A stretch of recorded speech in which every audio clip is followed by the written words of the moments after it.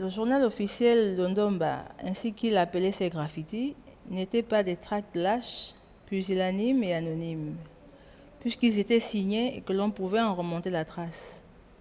Sachant bien que langue et pouvoir étaient frères siamois, Ondomba écrivait ses textes dans la langue coloniale devenue officielle. C'est l'extrait de son premier roman, Roi Dieu coupé, paru aux éditions Jet d'encre. Une fiction romanesque qui peint noir sur blanc pour dénoncer. On constate qu'il y a beaucoup de folie dans les pays africains, subsahariens.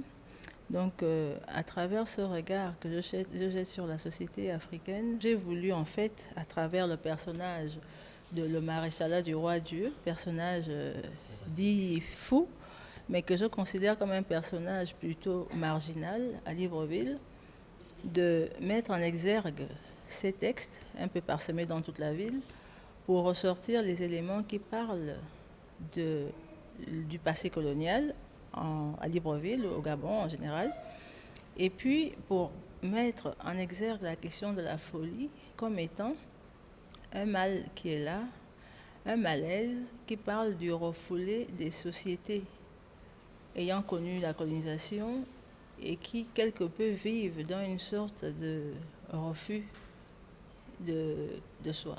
Docteur en philologie espagnole, Odom Ongon, à travers l'univers page à page de son premier roman, invite les lecteurs à user et abuser du texte. Roi Dieu coupé est à lire sans modération.